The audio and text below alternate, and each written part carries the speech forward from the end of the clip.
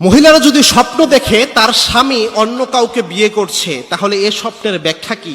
আমাকে এক বোন কয়েকদিন আগে ফোন দিয়ে মিনিমাম 24 থেকে 25 বার ফোন দিয়েছে। ফোন দিয়ে বলছে যে হুজুর, আমার একটা স্বপ্নের ব্যাখ্যা অবশ্যই জানতে হবে, যে আমি স্বপ্নে দেখেছি যে আমার স্বামী স্বপ্নে অন্য আরেক মহিলাকে বিয়ে করছে, এর ব্যাখ্যা কি? এটা আপনাকে একটু প্রমাণ করতে হবে। মনে রাখবেন, স্বপ্নের কিন্তু একটা ভ্যালু রয়েছে। Dream is not a silly matter in Islam. ইসলামের স্বপ্ন কোনো খেলতামাশার বিষয় নয়, একটা মারাত্মক গুরুত্ব রয়েছে স্বপ্নের। এবং কি স্বপ্ন 3 প্রকারের হয়ে থাকে। আপনারা যদি স্বপ্নের কনসেপ্ট ক্লিয়ার না হন তাহলে ব্যাখ্যাগুলো বুঝবেন না। স্বপ্ন 3 রকমের হয়ে রয়েছে। এক প্রকার স্বপ্ন হচ্ছে আর রুইয়া সলিহা, যেটা সত্য স্বপ্ন, যেটা রহমানিও বলা হয়, আর রুইয়া রহমানি। আরেকটা হচ্ছে আর রুইয়া শয়তানি, অর্থাৎ শয়তান প্রদত্ত যে স্বপ্ন দেখানো হয় এই স্বপ্ন। আরেকটা হচ্ছে সারাদিন আপনি যে চিন্তা চেতনা, যে চিন্তা ভাবনা করেন, এটার আলোকে আপনি একটা স্বপ্ন দেখলেন, এটাও একটা স্বপ্ন। সুতরাং এই 3 প্রকারের স্বপ্ন হয়ে থাকে। যেটা সত্য স্বপ্ন, এটা আল্লাহ রাব্বুল আলামিন নিজে দেখিয়ে থাকেন। আর যেটা শয়তানের প্রদত্ত স্বপ্ন, এটা শয়তান নিজে দেখিয়ে থাকে আপনাকে।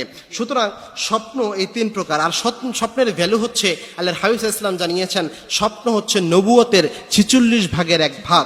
নবুয়তের ওহী যেমন অনেক বেশি নিশ্চিত এবং অবশ্যই হয়ে থাকে, তেমনি সত্য স্বপ্ন নবুয়তের 46 ভাগের 1 ভাগের সমপরিমাণ।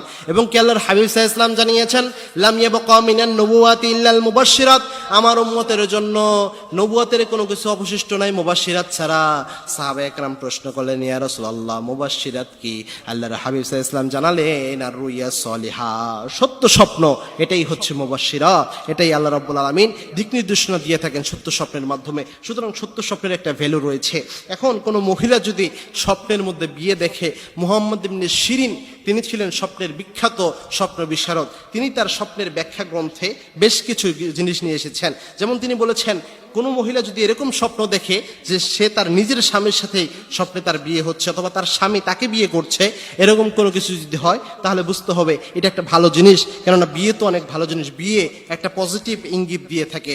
তবে কোনো মহিলা যদি দেখে যে স্বপ্নে তার স্বামী অন্য কোনো মহিলাকে বিয়ে করছে, তো এই ক্ষেত্রে অনেকটা খারাপ কিছু হওয়ার সম্ভাবনা থাকে, অনেকেই বলেছেন, তবে এটা নিশ্চিত নয়। তো এই ক্ষেত্রে, এই মহিলার ক্ষেত্রে যেটা হতে পারে যে সে প্রায় সময়ই একটা অনিশ্চয়তায় ভুগে যে তার স্বামী আরেক জায়গায় বিয়ে করে কিনা। কেননা পরবর্তীতে তার হাজবেন্ডের সাথে আমার কথা হলো, সে বলল যে হুজুর, দেখেন অবস্থা, সব সময় এরকম সন্দেহ করে যে আমি আরেক জায়গায় বিয়ে করে ফেলি কিনা, এবং কি সন্দেহ করে সে স্বপ্নে দেখছে, এটা নিয়ে পর্যন্ত আমাকে কোনোভাবে শান্তি দিচ্ছে না। নিশ্চয়ই তুমি এমন কিছু করছো, নয়তো আমি এটা স্বপ্ন দেখতাম না।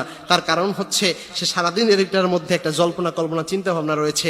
তাই আমাদের উচিত হচ্ছে যে কোনো স্বপ্ন দেখলে আল্লাহর কাছে এটা চাওয়া, আল্লাহ এই স্বপ্নের ভালো দিক আমাকে দান করে এবং এই স্বপ্নের খারাপ দিক থেকে আমাকে পানা দেন। সুতরাং এরকম কোনো যদি স্বপ্ন দেখেন, তাহলে অবশ্যই এই দোয়াটাই আল্লাহর কাছে করবেন, আল্লাহ এই স্বপ্নের ভালো দিক আমাকে দান করেন এবং এই স্বপ্নের খারাপ দিক থেকে আপনি আমাকে পানা দেন।